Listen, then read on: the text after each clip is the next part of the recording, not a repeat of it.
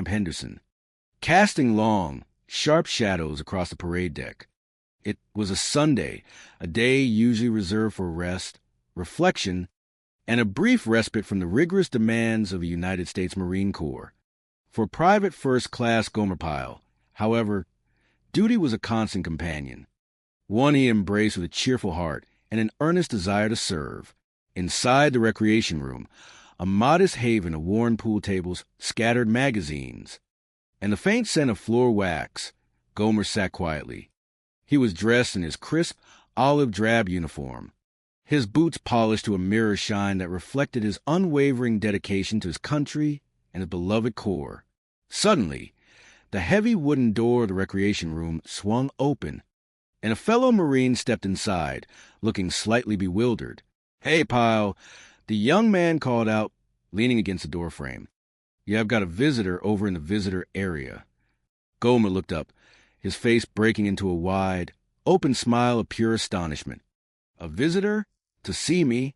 "Yeah," the other Marine replied with a slight chuckle, shaking his head. "But do not get too excited, pal. She is definitely the motherly type." "The motherly type?" Gomer murmured to himself, scratching the back of his neck as he stood up. He smoothed out his uniform, his mind racing through the possibilities. "I wonder who in the world that could be." He hurried out of the recreation room, his long strides carrying him across the sunlit pathways of the base.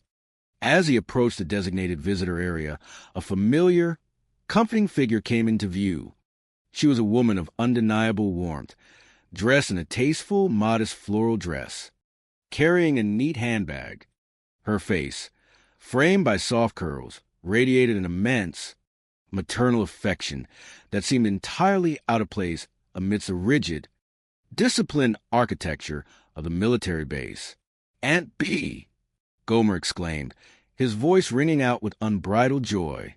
"Gomer!" Aunt B cried out, her eyes lighting up the moment she saw him. She rushed forward, her arms wide, and enveloped the young Marine in a fierce, loving embrace.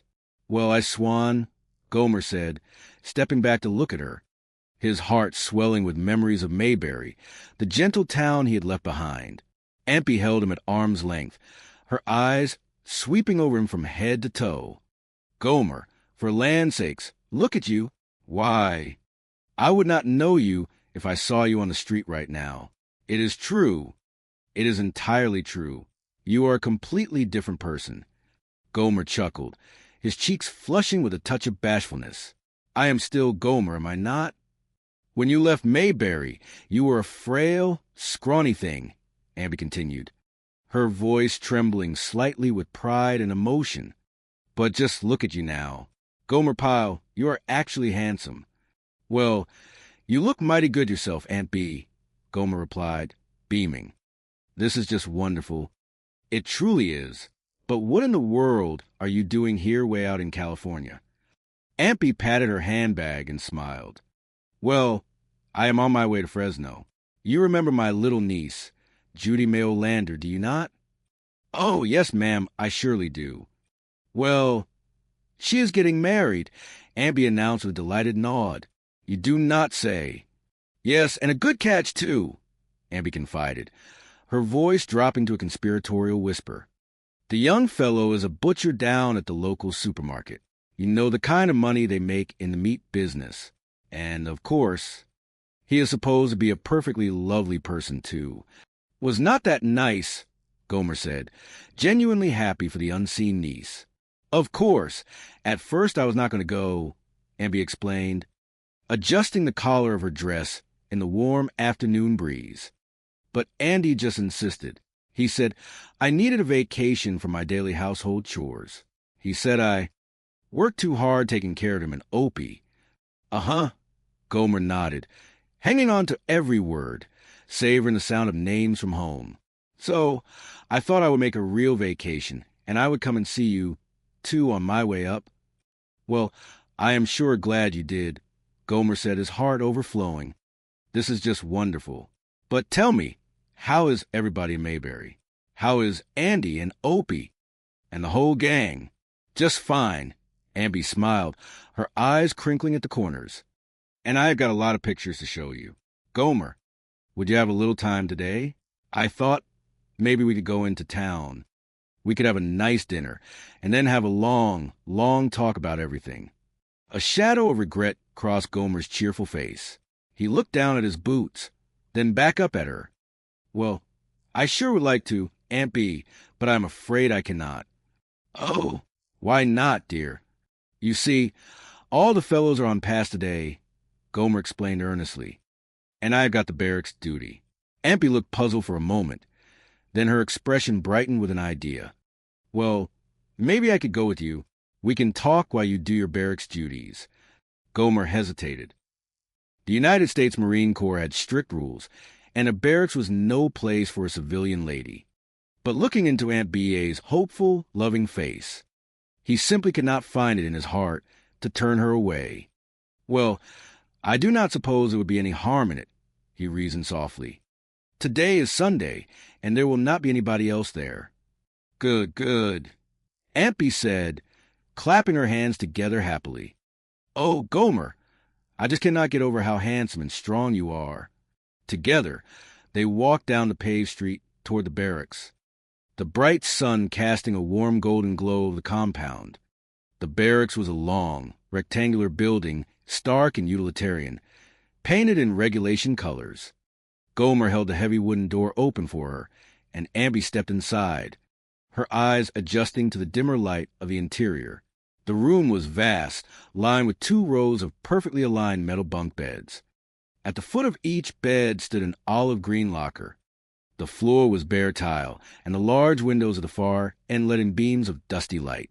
Well, so this is where you live, Aunt Bee asked, her voice echoing slightly in the cavernous room. Yes, ma'am, Gomer said proudly, leading her down the center aisle. He stopped halfway down and gestured to a neatly made bed. And this is my bunk right here, and right next to it my locker. Aunt Bee looked at the small, narrow bed and the single metal locker, her brow furrowed in deep concern. Is that all the space you have? Gomer, I thought you would have a room of your own by now. Gomer laughed gently. Oh, no, ma'am. You've got to be a lot higher up in rank than me for that. Oh, well, there's not much privacy, is there? She noted, looking around at the rows of identical beds. No, ma'am, Gomer admitted, but it is very friendly. It was hard for me to get used to it at first, sharing a bedroom with so many other fellows. But now I just do not think I can sleep in a room by myself anymore. The quiet would keep me awake. Aunt Bee sighed, shaking her head.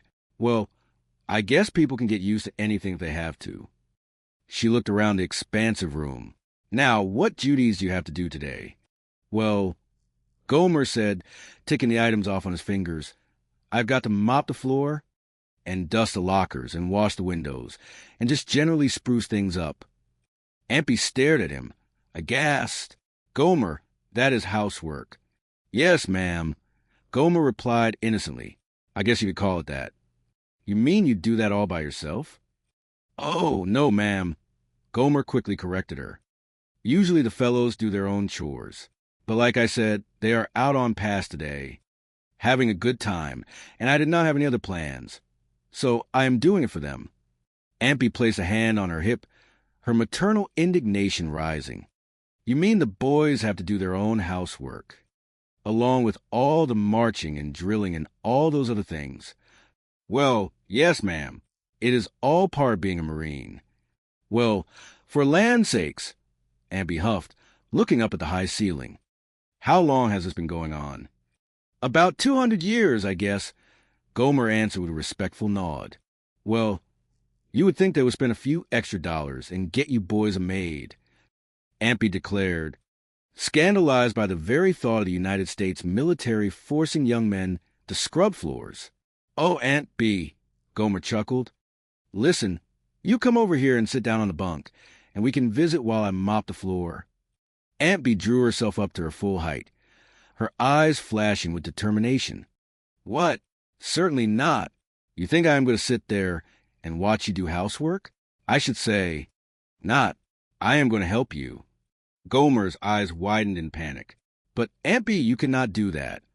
Gomer, Do not argue with me, Aunt Bee said firmly, the tone of a woman who had raised a boy and knew how to give orders. Give me a jacket or a sweater I can put over this nice dress, and something to tie up my hair, if you can find it, and then give me a mop. But Aunt Bee, Gomer, do not argue. Just do as I say. Defeated by her unyielding affection, Gomer opened his locker. He pulled out a spare olive green marine uniform jacket and a utility cap. Aunt Bee slipped her arms into the oversized jacket, rolling up the long sleeves, and pinned the cap over her curls. She looked completely ridiculous, yet entirely formidable. She grabbed a mop from the bucket Gomer had prepared. You really should not be doing this, Aunt Bee. Gomer fretted as she began vigorously sloshing soapy water across the tiles. You know, I just do not understand it, Aunt Bee grumbled, pushing the mop back and forth with practiced expertise. Millions and millions of dollars in taxes, and the government will not spend a few extra dollars to have a woman come in and straighten up this place. Mavis Pearlback and Mayberry could come in here on a Thursday, and for $8 do the whole place beautifully. I really do not think it is the money, Aunt Bee, Gomer tried to explain, wringing out his own mop. Well, then what is it? Well, it is just part of being a Marine. It builds character. Doing housework is part of being a Marine. Aunt Bee scoffed, shaking her head. Well, that is the way they figure it. Well, they could make a few